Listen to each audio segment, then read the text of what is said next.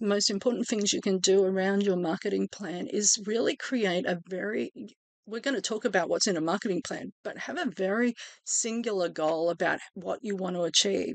And so when I was creating this level of momentum, radio interviews and quotes in magazines, I was really creating a space where I was selling my book. I was engaged as a speaker, a keynote speaker in a lot of events. And so the opportunity was, one, to build brand awareness, obviously, to speak to the topic of personal branding, but the goal was to sell my book. And so literally every networking event, every event I went to, I sold literally every person in the room a book.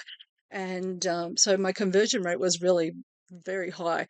And the opportunity then was, I had given them a book and they purchased a book, and that gave me their email, and that gave me an opportunity then to market our 3-day event to them. So it's a very singular goal, but within a spectrum of goals. So when I was focused on that particular, building that momentum, it was all about the book. Okay, people are joining me. So our goal is to make sure that when we're looking at our personal brand, the aim is to assist you to design your personal brand, identify strategies to build your professional profile, leverage your personal brand, and become the authority. And I always talk about the fact that Brand Yourself Action Plan was one of those very foundational plans that I created. It's a system I created as a result of literally 10 years in the personal branding space. And as a result of having clients come in and out, wanting to address one issue, and then, I was realizing that they had to go back a step or two to actually grasp this kind of core concept before they could move forward. So I really created this product as foundational for every personal brand, every business. It really is a prerequisite to success. So the idea is we have 10 action steps. Action step number 1, discover your existing personal brand. Action step number 2, determine your brand target audience. Action step number 3, define your personal brand. Action step number 4, dominate your marketplace as the authority. Action step number 5, design your unique personal brand. And action step number 6, which we talked about yesterday, develop your brand signature style. Action step number 7, devise your personal brand marketing plan, which we're talking about today. Action step number 8, decide your desired outcomes and resources and skill set that you need for your brand. Action step number 9, deploy your personal brand message. And action step number 10, deliver your personal brand promise. And so over the 30 days, we're looking at each of these action steps. Really, we're just giving it a minute or two, maybe 5, depending on how excited I get about the topic. But the idea is that, each of these action steps is actually part of a training program, and we spend about 2 hours on each topic going through it. And then we have workbooks and work journals, and then you have other homework to do to actually really build a really significant brand. The object here is that we are actually positioning you as the authority. And so everything that you're creating has an ultimate purpose, and it can be repurposed. And that's the idea that my job previously as an industrial relations manager and executive manager policy was really about reviewing business and employment legislation and creating guides and templates for contractors within the construction industry to ensure that they were, able to comply with it. So I've always had this idea that if you have to talk to somebody about something once or twice, then you create a template for it. So this has really become a template for every client. But it's one of those things where obviously every client has a different outcome. And so let's look at today's action step. Devise your personal brand marketing plan. The idea is that you really do want to dominate your marketplace. And to do this, you need to implement a solid marketing plan.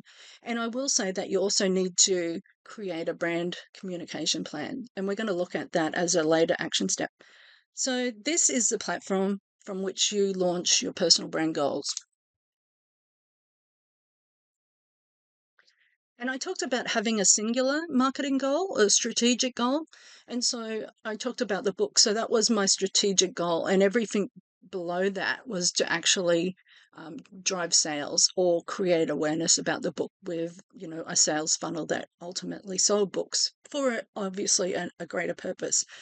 So when we consider your marketing plan, marketing is used to identify the customer, to satisfy the customer, and to keep the customer. The customer as the focus of its activities, the adoption of marketing strategies requires businesses to shift their attention from production to the perceived needs and wants of their customers as the means of staying profitable. So really the marketing plan is really about that sales funnel, introducing your business and your brand, and really ultimately looking at how you convert whether sales or follows or likes or building a community or building a movement or, promoting an idea within your community, whatever the case may be. And so when I do marketing plans, I do keep them short, but I do keep them very detailed. So I will always look at if you've ever done a marketing plan, they can become quite unwieldy. So the idea is to keep it really, tight. We want to make sure that when we're focused on a strategic goal, that we know our target audience, we're able to identify them. We do a SWOT analysis, and I always do, within a situational analysis, which is part of our marketing plan, we look at a SWOT analysis, which I think is really valuable. And if you haven't already looked at a SWOT, when you look at it from a personal branding perspective, it's really quite interesting. So we're looking at what are our strengths, what are our weaknesses, what are the opportunities that are presenting themselves to us, whether it be present or likely to occur, what are the threats, and then what are the trends. And often we see a SWOT will only be an SWOT, so we introduce a second SWOT, which is the second T, which is trends. And I'm also going to be introducing a third T shortly, but that's for another training. So within our personal brand marketing plans, we have a strategic goal, and then we look at what's our action plan, what's the action steps, what are the tactics that we're going to take to actually market our brand to this audience. And when we do it in bite-sized pieces like this, when we do actually create a plan, we have one, a singular goal, and two, everything really becomes part of the process of building brand awareness around that particular strategic goal. And our action steps lead us and guide us. So I always like one goal, a couple of action steps, and then we look at all those, strategic, tactical steps that you can take to ensure that you're building out your marketing plan correctly. And, some of those tactical steps might be as simple as updating your LinkedIn profile, creating a free ebook and opt-in link. But you can see how they're tactical. They're just a single a single activity that you perform. And so, your strategic goal is to, say, for example, promote a book or promote a knowledge product or a training that you're preparing. And our strategies would be, okay, well, we want to become an invited guest speaker. We want to create free publicity. So we might join a few of the media services. We might respond to some of the media call outs. And those activities below that would be our tactics. Actually, let me go back and talk to this slide. So the idea, and this is really a secret, I think. And so if you're joining me, thank you. You're about to get a gem. Research has shown time and time again there is a direct correlation between a product's level of awareness and its market share. The greater the brand name awareness, the greater the marketing share. And so this is why you will see really big businesses marketing and advertising their products, because they actually know this. They know that if they can create brand name awareness, that they're going to achieve a greater market share. And so it doesn't necessarily mean it's a better product, doesn't mean that their product is better than a competitor's product. It means they've really, invested in building their brand name awareness. And you'll see this, people will, some of the biggest marketing speakers and marketers say Russell Brunson, Tony Robbins, those type of people will spend money on advertising. Say they might say, well, we're going to send you a free book, and that might cost them like $5-7, but ultimately they know that the value of their customer, and they know that, if they can get you to the first point of sale, that might be $50. They've recovered their advertising budget already, and they already know that the lifetime value of their customer is going to be potentially, 10,000, 50,000, 100,000, whatever the case may be. So the idea is that we're building product awareness. So you might be the product. It might be that you're the personal brand, or it might be that you're promoting a specific product or a specific service. And it's really quite interesting when you start to think about this better known product. If you are the better known product, you're generally deemed better than its competitors. And we talked about the other day, Coca-Cola blind taste test. We talked about expensive red wine and blind taste tests.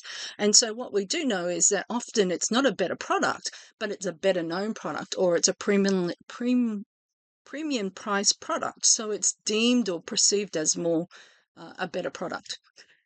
So the aim of our marketing is to be known and to understand the customer so well that our product really fits their needs and sells itself.